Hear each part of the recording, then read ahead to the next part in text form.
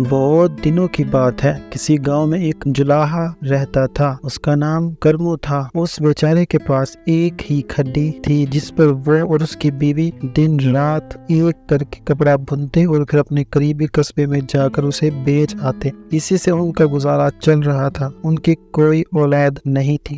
کرمو کا گاؤں ملک کے ایسے حصے میں واقع تھا جہاں زیادہ تر برف جمی رہتی تھی۔ بس سال کے کچھ ہی مہینے موسم ذرا سا بہتر ہوتا اور بازار کو جانے والا راستہ کھلتا۔ یہ ایک صبح کا واقعہ ہے۔ کرمو کی بیوی نے ناشتے پر اپنے شوہر کو بتایا کہ کھانے کو یہ آخری روٹی باقی ہے، اب گھر میں رات کے کھانے کے لیے کچھ بھی نہیں بچا۔ کرمو نے اپنی بیوی کو تسلی دی اور کہا کہ وہ جو کپڑا ہم نے 2-3 دن کی بارشوں میں بنا وہ مجھے دے تاکہ میں اسے بازار بیچ آؤں اور شام کے کھانے کا کچھ بندوبست ہو سکے۔ بازار کا راستہ بہت ہی خطرناک تھا۔ بارش کی وجہ سے راستہ ایسا ہو جاتا کہ اس پر چلنا بھی بہت مشکل ہو جاتا۔ بہت مشکل کے بعد 2 بجے کرمو قصبے کے بازار میں پہنچا۔ اسے معلوم تھا کہ اس دفعہ کپڑا کچھ زیادہ اچھا نہیں بنا ہوا۔ وہ ایک چھوٹی سی دکان پر گیا اور اس نے جھجکتے ہوئے دکاندار سے پوچھا، کیوں بھائی یہ کپڑا لوگے؟ دکاندار نے کپڑے کو ادھر ادھر پلٹ کر دیکھا اور کہا، کتنے میں بیچو گے؟ کرمو نے ڈرتے ڈرتے کہا، 50 روپے میں۔ اس کپڑے کے؟ دکاندار نے طنزیہ انداز میں بولا، جاؤ بھائی کوئی اور دکان دیکھو، آج کل ویسے بھی لوگ برف باری کی وجہ سے کھانے پینے کی چیزیں زیادہ خریدتے ہیں، ایسے کپڑوں کو کون پوچھتا ہے؟ اچھا بھائی تم ہی بتاؤ تم کتنے کا لوگے؟ کرمو نے دکاندار سے پوچھا۔ دکاندار نے کہا، 15 روپے سے 1 پیسہ بھی زیادہ نہیں دوں گا۔ 15 روپے؟ یہ تو بہت کم ہے۔ مگر کرمو کو پتا تھا کہ کپڑا زیادہ نہیں، اس لیے اس نے چپ چاپ 15 روپے لیے اور آگے بڑھ گیا۔ راستے میں اس نے کچھ کھانے پینے کی چیزیں خریدی اور تیز تیز گھر کی طرف چل پڑا۔ تھوڑی دور جا کے اس نے دیکھا کہ ایک درخت کے نیچے ایک اونج بری طرح زخمی حالت میں پڑی ہوئی ہے۔ اس کے پاؤں کے نیچے ایک تیر لگا ہوا ہے اور اونج بیچاری درد سے کراہ رہی ہے۔ کرمو نے اپنے ہاتھ میں تھامے ہوئے لفافے زمین پر رکھے اور بہت احتیاط سے اس کے پاؤں سے وہ تیر نکال دیا۔ اونج بہت نڈھال ہو چکی تھی مگر پتہ نہیں اس میں کہاں سے قوت آئی اور اس نے اپنے زخمی پر پھڑپھڑائے اور سامنے درخت کی طرف اڑ گئی۔ اتنے میں کہیں سے ایک شکاری نازل ہو گیا۔ تم نے اڑائی ہے میری کونج؟ وہ چلایا۔ ہاں بھائی وہ بیچاری زخمی تھی، مجھے اس کی تکلیف نہیں دیکھی گئی، کرمو نے سر جھکا کر کہا۔ شکاری نے غصے میں کہا، اب رات کا کھانا مجھے کون دے گا؟ کرمو نے کہا، نہیں بھیا اتنا غصہ مت کرو، تمہیں کھانے کی چیز ہی چاہیے، تم یہ ڈبل روٹی اور گوشت لے لو، یہ میں اپنے گھر لے جا رہا تھا، یہ تم لے لو۔ کرمو نے اپنے سارے لفافے اسے تھما دیے۔ شکاری نے بڑبڑاتے ہوئے وہ سارے تھیلے اسے لیے اور اسی رستے کی طرف چل پڑا جدھر سے وہ آیا تھا۔ گھر پہنچتے پہنچتے بہت رات ہو چکی تھی اور اس کی بیوی برے وقت کے لیے بچائے ہوئے آلو بھون رہی تھی۔ اتنے میں کرمو گھر پہنچا۔ بیوی نے اسے خالی ہاتھ دیکھا اور بہت غصہ ہوئی۔ اس پر کرمو نے کونج والا تمام قصہ اس کو سنانا چاہا مگر وہ ہے کہ غصے سے لال پینی ہو رہی تھی۔ تمام واقعے سننے کے بعد بیوی نے کہا، اچھا جلدی سے ہاتھ منہ دھو کر باورچی خانے میں آ جاؤ، آلو بھن چکے ہوں گے۔ کرمو نے اپنے جوتے اتارے اور باورچی خانے میں چلا گیا۔ اتنے میں تھوڑی دیر کے بعد دروازے پر دستک ہوئی۔ دیکھنا چاہیے کہ اس طوفانی رات ہمارے گھر کون آیا ہے، شاید کوئی مسافر رستہ بھول گیا ہے۔ کرمو نے دروازہ کھولا تو وہ حیران رہ گیا۔ برف جیسے سفید اونی کپڑوں میں ملبوس ایک ننھی سی بچی کھڑی تھی۔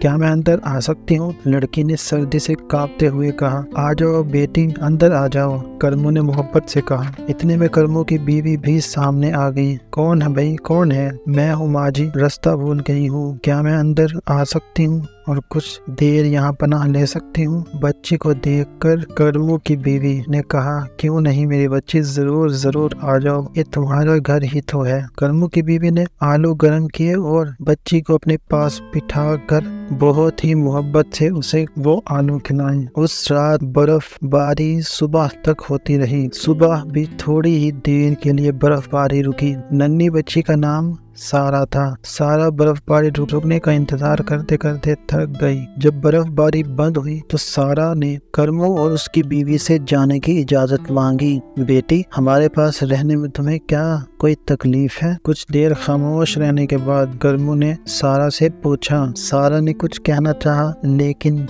कर्मू की बीवी ने कहा कि नहीं, तुम हमारे पास ही रहोगी। इस तरह सारा उनके पास ही रहने लगी। सारा ने सोचा, मुझे यहाँ अब ना मालूम कब तक रहना पड़े, मुझे इन दोनों की मदद करनी चाहिए। चुनांचे उसने कर्मू से कहा कि वो दोनों अब आराम करें, कपड़ा अब से वो बुना करेगी, मगर उसकी एक शर्त है, जब तक वो कपड़ा बुनती रहेगी उसके कमरे में कोई नहीं झांकेगा। उस रोज सारी रात सारा कपड़ा बुनती रही, साथ ही उसके गुनगुनाने की आवाज भी कमरे से आहिस्ता आहिस्ता आती रही। कर्मू और उसकी बीवी को बहुत बेचैनी थी कि पता नहीं सारा कैसा कपड़ा बुनेगी। सुबह के वक्त सारा जो उनके पास कपड़ा लेकर आई, उसे देखते ही दोनों की आंखें हैरत से फैल गई। इतना उम्दा कपड़ा, ये तितली के परों जैसा नरम मुलायम कपड़ा तुमने बुना है? कर्मू की बीवी ने बहुत ही खुशी से सारा को अपने गले से लगा लिया। कर्मू फौरन वो कपड़ा उठाकर बाजार की तरफ चल पड़ा।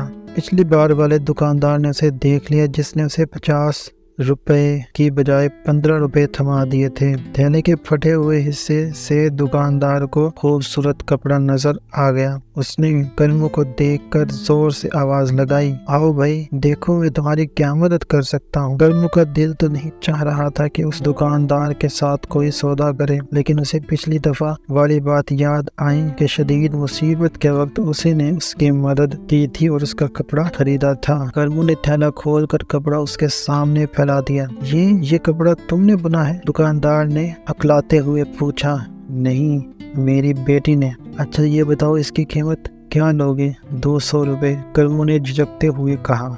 मैं तुम्हें 400 रुपए दूंगा, लेकिन एक शर्त है, तुम्हारी बेटी अब जो भी कपड़ा बुनेगी तो उसे सिर्फ मेरे हाथों बेचोगे, और इस काम के लिए तुम्हें खुद आने की जरूरत भी नहीं। मेरा नौकर हर हफ्ते तुम्हारे घर से कपड़ा वसूल कर लिया करेगा। कर्मू बहुत खुश हुआ। दुकानदार ने फौरन 400 रुपए उसे थमा दिए। कर्मू ने अपनी जेब में वो सारे पैसे रखे, खाने पीने की कुछ चीजें खरीदी और घर की तरफ चल पड़ा। घर पहुंचा तो उसकी बीवी देखकर बहुत खुश हुई। दोनों सारा के बहुत शुक्रगुजार हुए। सारा रोज रात को अपना कमरा बंद करके कपड़ा तैयार करती रहती। दुकानदार का आदमी हर हफ्ते आकर कर्मू से कपड़ा ले जाता और उसके बदले ढेरों रुपए उन्हें दे जाता। आहिस्ता आहिस्ता कर्मू बहुत ही खुशहाल हो गया। कर्मू ने अपना घर का सहन भी और ज्यादा बड़ा कर लिया। एक रात वो मियाँ बीवी जब दोनों खाना खा रहे थे और कर्मू ने अपनी बीवी से कहा, सारा आज अपने कमरे में इतनी जल्दी क्यों चली गई है? कर्मू की बीवी ने कहा, उस पर तो काम की धुन सवार है। कर्मू की बीवी सोच रही थी कि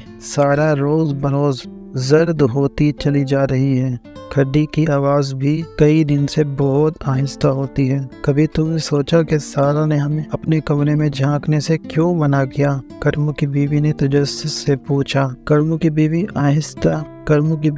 उससे कई बार ये सवाल कर चुकी थी। उसने कहा, चलो आज चुपके से झांक कर देखते हैं। दोनों दबे पांव सारा के कमरे की तरफ गए और जरा सा दरवाजा खोलकर अंदर झांका। अरे! कर्मू की बीवी के मुंह से बेसाख्ता एक चीख निकली। कमरे के अंदर खड्डी के करीब एक कौंज बैठी अपने परों को अपनी चोंच से अलग करती जाती और फिर इन परों से कपड़ा बुनती जाती थी। सुबह के वक्त उन्होंने सारा के कमरे का दरवाजा खोला तो अंदर कोई नहीं था। कमरे में कुछ सफेद पर बिखरे पड़े थे। उन्हें अपनी वादा खिलाफी पर बहुत अफसोस हुआ, लेकिन अब बहुत देर हो चुकी थी। अब तो आप जान गए होंगे ना कि सारा कौन थी।